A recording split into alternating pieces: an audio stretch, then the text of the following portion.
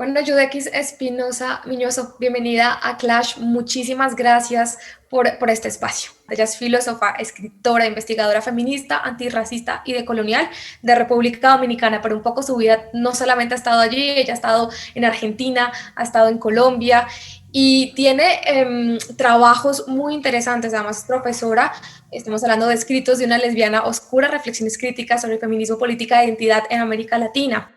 Muchas gracias por invitarme. Me alegro mucho que cada vez hay más este tipo de espacios de comunicación comprometida. Cuando una persona se sale del statu quo, cuando una persona empieza a hacer críticas a lo que ya está establecido, a la teoría que más predomina y a la que tiende a explicar muchas cosas, suele haber repercusiones. En lo personal, ¿qué te ha costado ahora que has levantado estas críticas? ¿Cómo lo has vivido en lo personal? Ahora que, digamos, has profundizado en estas críticas sobre el feminismo hegemónico.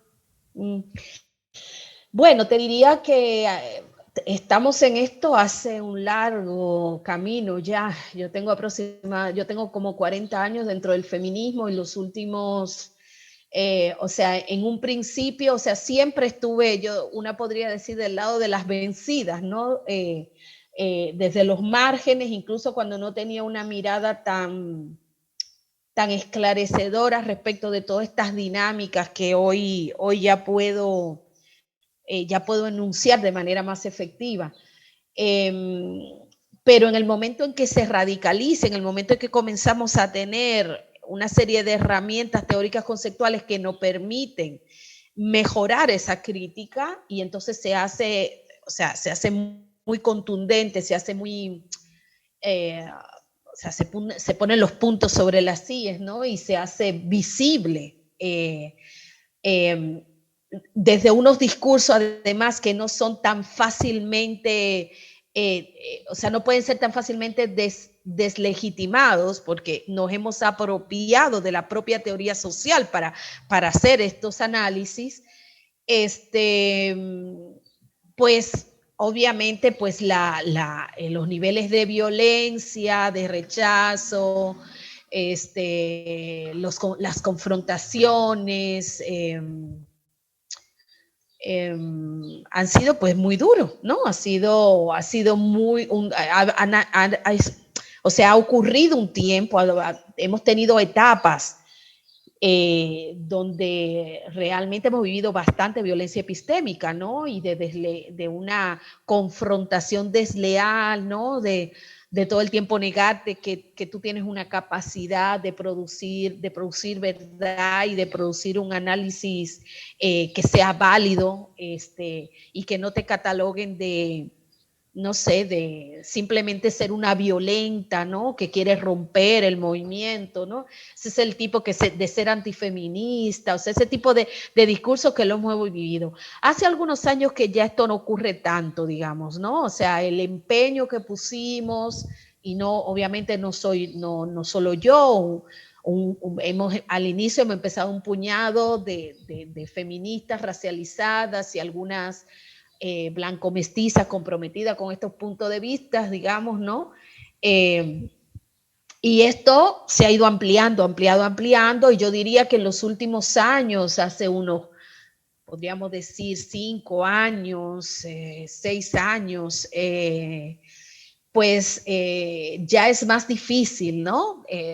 Que por lo menos que te enfrenten con tal nivel de violencia cara a cara, ¿no? Porque saben que tenemos para devolver, y ya no es tan fácil venir como a venir simplemente a deslegitimar, a decir o sea, que, ¿cómo puedo decir? A defenestrar todo lo que estamos haciendo, y otra vez que volver con esta trama de violencia epistémica tan fuerte.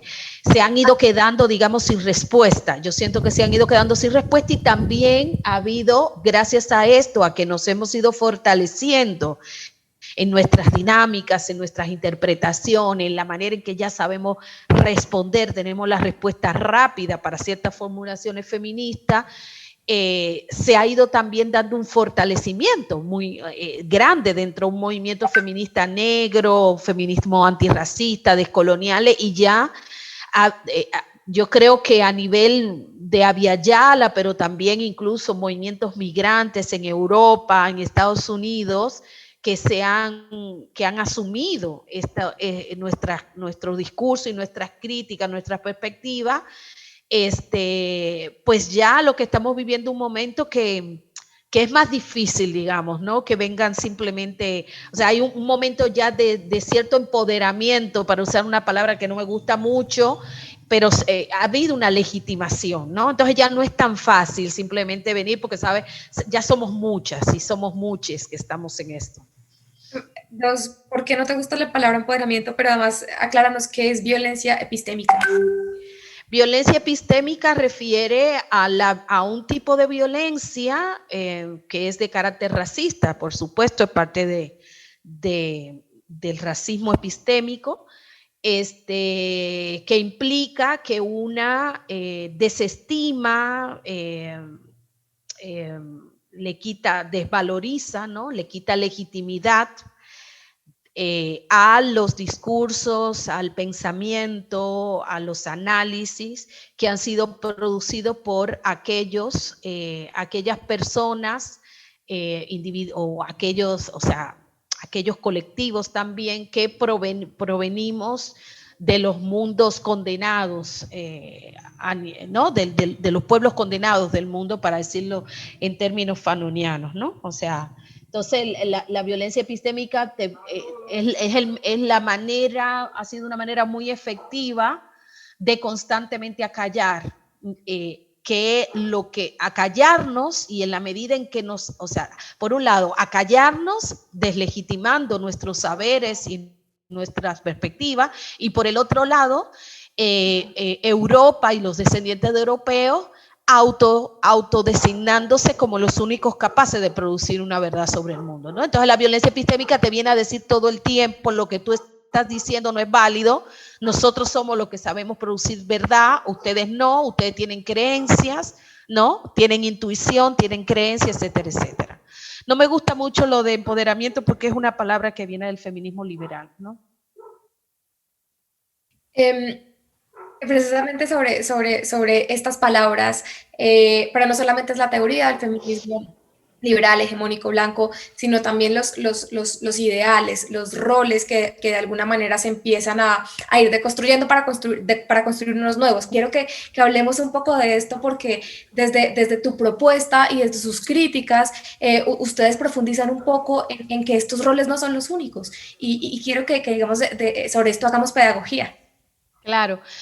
En el caso del feminismo, una puede ver, y ojo, que yo doy un cambio de hacer una crítica simplemente al feminismo hegemónico, que era lo que al inicio yo venía haciendo, y en mi etapa de colonial, de análisis crítico de colonial, que para mí es de mayor profundidad, no es solamente una crítica a los feminismos hegemónicos, ¿no? Es una crítica a prácticamente todo el programa feminista, exceptuando aquellas que logran armar o desanclarse de ese programa que sea universalizado, ¿no? Que sería, por ejemplo, la teoría feminista negra de los Estados Unidos en los años 70, pero también, por ejemplo, los movimientos de mujeres, o sea, los movimientos territoriales donde tú vas a ver a las mujeres implicadas, mujeres campesinas, mujeres dirigentes comunitarias o no dirigentes, pero que forman parte de estas luchas colectivas y comunitarias y por el cuidado de la tierra, qué sé yo, donde el liderazgo no se piensa en términos de mujer y varón, sino donde las mujeres activamente también estarán ahí dentro haciendo un trabajo por toda la comunidad, ¿no? Donde comunidad implica todo lo que existe, también lo que es visto como naturaleza. Entonces, lo que, para decirlo muy corto, un buen ejemplo, bueno, esto que tú decías, el ideal de independencia de la mujer, o sea, ese ideal de liberación es individual, la mujer se empodera, por eso el empoderamiento es tan complicado aquí, porque el empoderamiento es un empoderamiento individual, personal, no está pensado desde el punto de vista de una comunidad, ¿sí?, que reafirma su poder y su capacidad, digamos, de resistencia, sino que es visto desde como si pues fuera posible desanclar a las mujeres de la comunidad o de la sociedad, ¿no? Y he visto todo como un grupo. Entonces, un ejemplo, pues el mismo dejar de ser madre o ideal de maternidad en términos de qué sería una maternidad liberada, ¿no? Otro buen ejemplo que yo digo en una de las últimas entrevistas que me han hecho era esta cuestión de que esta mujer liberada es una mujer educada y profesional. El ideal es que todo el mundo, o sea, una sociedad fragmentada, escindida, ¿no? Donde hay diferentes, digamos, lugares, o sea, todo está, las diferentes tareas están, el mundo está compartimentado, ¿no? Entonces, la mayoría de las mujeres, o las mujeres, según este discurso, todas las mujeres tendríamos que profesionalizarnos, ¿no? Y por eso tú lo ves en los programas de Naciones Unidas a través de sus agencias de las mujeres, mayores así en un país, sus mujeres están mejor porque hay mayor profesionalización de las mujeres, ¿no? O porque hay mayor contribuciones de las mujeres al PBI, o sea que la gran mayoría de las mujeres están empleadas en trabajo fuera, en trabajo remunerado. Eso quiere decir, y voy poniendo igual, que es parte, o sea que esa sociedad está pensada dentro de la organización capitalista y el pensar, la idea capitalista del trabajo, ¿no? Todo eso es parte de la misma trama, del mismo modelo que propone la modernidad, que por supuesto es capitalista. Contrario a eso, una mujer que siembra la tierra, ¿sí?, una mujer que vive de lo que se cultiva en la comunidad y que intercambia junto con sus vecinos y sus vecinas o con el resto de la comunidad, se ayudan para ir a sembrar, digamos, el huerto o la milpa o el conuco, ¿sí? Y obtienen lo que tienen gracias a esa soberanía alimentaria. Esa mujer no cuenta dentro de lo que sería un programa feminista de liberación, ¿no? No queda como que, esa no aparecería como un ideal de mujer liberada. Entrando un poco dentro de las diferentes teorías, la teoría queer me llama mucho la atención porque de alguna manera propone deconstruir el género, es decir, como que no hay una manera de ser mujer, no hay una manera de ser feminista, es decir, todo lo que implica una categorización está vinculado a un montón de normas, está vinculado a un montón de roles. ¿O tú cómo lo ves? El problema aquí es que todas estas teorías, incluyendo la teoría queer y la teoría feminista, siempre tienen esta idea de que estamos avanzando, ¿no? Que vienen con una propuesta para avanzar, para que nuestras sociedades y estos sujetos particulares que serían como el centro de su atención se liberen o estén en mejor condición. Pero esos análisis y ese ideal hacia adelante, como algo que viene hacia adelante, lo que oculta es que la mayoría de nuestros pueblos ya han tenido eso previo a que estos programas aparecieran, ¿sí? Que ha sido la propia colonialidad, ha sido la propia modernidad, ¿sí?, la que ha producido una serie de fracturas dentro de las maneras de vida comunitaria, que eran mucho más, donde había mayor flexibilidad y había mayor, no habían estas identidades fijas, porque es el programa estatal el que fija identidad, ¿sí? Estas identidades fijas, estas identidades centradas en categorías clasificatorias, en realidad es parte de la construcción de la modernidad. Y por supuesto, eso no significa, y no deberíamos cometer el error de pensar que eso se da de una vez y para siempre, sino que son procesos que las propias comunidades también han resistido. Por eso conviven en muchas de nuestras comunidades, más o menos alejadas de las garras del Estado-Nación y de todas estas agendas del desarrollo que van imponiendo este modelo que parecería que llega por primera vez a nuestros territorios, cuando en realidad eso lo hemos tenido siempre, ¿no? Y ellos han sido lo que nos lo han quitado, es que lo que una ve ahí es que convive al mismo tiempo procesos de occidentalización con procesos de rupturas, con esos procesos de occidentalización, o sea, procesos de resistencia, por lo cual una no se termina de completar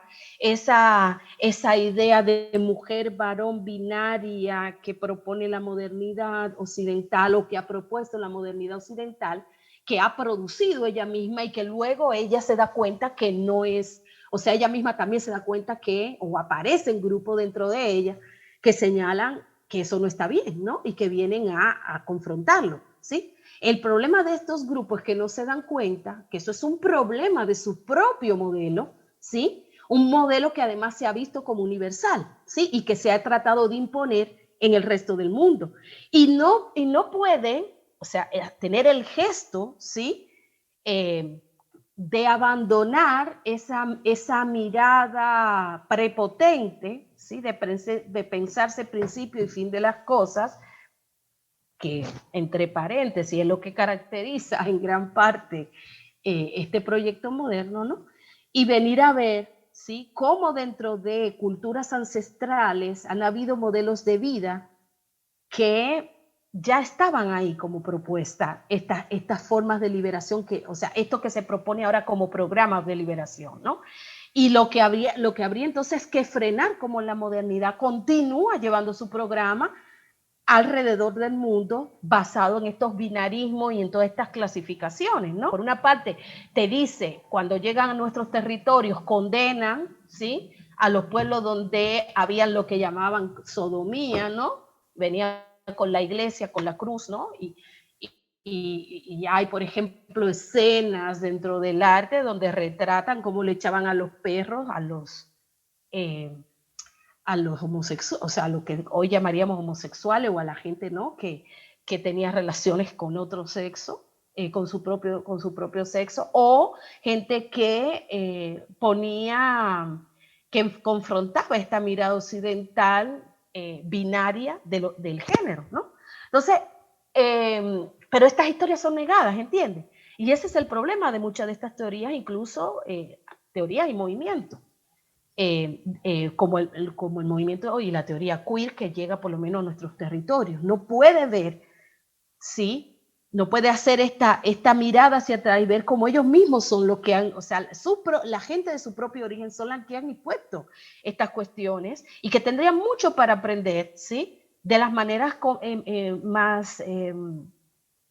las maneras, digamos, ancestrales en que han vivido nuestros territorios y que se han ido erosionando justamente por el avance de los procesos de occidentalización. Y finalmente, te quería preguntar, y tú has escrito mucho sobre esto actualmente, ¿cómo ves los desafíos del feminismo latinoamericano, de los feminismos latinoamericanos en este contexto? O sea, yo sigo la lucha porque yo creo en el cambio, en la transformación. Ahora, la transformación va a ser posible en la medida que estas críticas se pongan sobre la mesa y se siga mostrando dónde están los límites y cuáles son los problemas que seguimos teniendo. O sea, una mirada inocente y que diga, wow, ya tenemos un programa antirracista, porque todo el mundo ahora prácticamente, o sea, hasta el feminismo más liberal está hablando de interseccionalidad o está poniendo a mujeres negras al frente para que digan lo que siempre ha dicho el feminismo, ¿sí? Porque ese es el problema,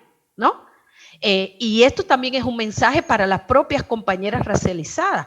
¿Cuánto de tu programa? O sea, no es suficiente con ser negra y con ser indígena, no es suficiente con ser migrante, como no fue suficiente ser mujer, ¿sí? Para que eso fuera para todas las mujeres. Y no es suficiente ser gay, ser lesbiana, ser trans. Si tu programa político sigue siendo un programa político que a quien va a beneficiar es a unas pocas y a unos pocos, ¿sí? Y entonces lo que nosotras tenemos que estar, o sea, no es solamente las feministas blancas las que tienen que seguir pensando su programa político, lo tenemos que hacer también y doblemente, ¿sí? Las que venimos de los pueblos condenados del mundo, porque nosotras tenemos que ver cuánto hemos sido captadas, ¿sí? Cuánto hemos sido, ¿cómo podría decir? Empapadas, ¿sí? Ilusionadas con ese programa que se ha convertido en un programa hegemónico que es el programa feminista blanco. ¿Cuánto cambia esa agenda que estamos criticando cuando la ocupamos nosotras, cuando la ocupan las mujeres blancas y blanca mestiza del continente? ¿Cambia sustantivamente o simplemente se trata simplemente de un cambio en la representación? O sea, ahora en vez de una mujer blanca o de una mujer blanca mestiza, ahora hay una negra, pero está diciendo exactamente lo mismo. O continúa el programa exactamente lo mismo. Nosotras, la crítica aquí es una crítica de fondo. Por eso yo insisto, no se trata simple y llanamente de una política de identidad. No basta con representación, ¿sí? El tema de la identidad obviamente es importante también contar con voces, con cada vez más voces de mujeres indígenas, mujeres negras, que los afiches, que los contenidos hablen de nosotras, que la representación del feminismo aparezca en mujeres negras y mujeres indígenas, ¿sí? Pero si nosotras somos capturadas por el programa moderno, poco o nada estamos haciendo, ¿sí? ¿Cuál es la primera, cuál es el primer paso de fondo que se tiene que empezar, digamos, a emprender para que las cosas empiecen a cambiar? Tú dices, no solo basta con la política de identidad, no solo basta con tener voces que representen una diversidad, entre comillas. ¿Qué de fondo se tiene que empezar a cambiar muy concretamente, muy pedagógicamente, para que esto empiece a verse desde una transformación distinta? O sea, lo que para mí es sustantivo es hacia qué tipo de sociedad nos lleva ese programa político. Hay que ver qué tipo de sociedad es que yo estoy soñando cada vez que yo hago una marcha de tal tipo, ¿sí? ¿A qué programa político, a qué programa de liberación eso está contribuyendo? ¿No? Y cuando yo digo a qué tipo de programa, a qué tipo de mundo eso está contribuyendo, ¿cuál es el tipo de mundo, ¿sí? que está desapareciendo al mismo tiempo que se instala este otro programa, ¿no? Voy a terminar con un ejemplo. La lucha por el aborto, ¿no? En América Latina, que es transversal prácticamente a todos los feminismos en América Latina, incluyendo feminismos negros que se nombran interseccionales, etcétera, etcétera, ¿sí? Esa lucha por el aborto que fue implantada y fue diseñada por mujeres blancas y blanca mestiza del continente, ¿sí? ¿Cuánto realmente contribuye a un tipo de sociedad, ¿sí? que no niegue los saberes tradicionales que han tenido las mujeres que vienen de los pueblos condenados del mundo y que siempre abortaron? No sé si me doy a entender. Si ese programa político asentado en abortar significa eso, se tiene que hacer de determinada manera, con tales condiciones, etcétera, etcétera. ¿Qué es lo que está invisibilizando? ¿Cuál es el mundo que está contribuyendo a sacar de la memoria? ¿Sí? ¿Cuál es el mundo que está negando? ¿Sí? Porque al mismo tiempo que eso se instala como la única manera en que las mujeres tienen capacidad sobre su cuerpo, ¿sí? Lo que estamos negando es que las mujeres antes de este programa no tuvieron una capacidad una capacidad de decisión sobre su cuerpo, y eso no es cierto, ¿sí? Lo hemos tenido. ¿Y por qué estamos ocultando eso? ¿Y cómo lo hemos tenido? ¿A través de qué medio lo tuvimos? ¿Sí? ¿Qué tipo de sociedad, qué tipo de comunidad nos permitía tener agenciamiento sobre nuestro cuerpo, y que era de una manera distinta como se propone a partir de este otro proyecto? Yuderquis Espinosa, muchísimas gracias, Yuderquis, qué interesante conversación y necesaria conversación, y muchas gracias por ser tan generosa con tu tiempo y por hacernos tanta pedagogía sobre esto. Muchas gracias a ustedes, Andrea. Vi que te has leído y has comprendido muy bien muchas de las cosas que ando diciendo y ha sido un placer realmente porque me permitió desarrollar mejor mis ideas.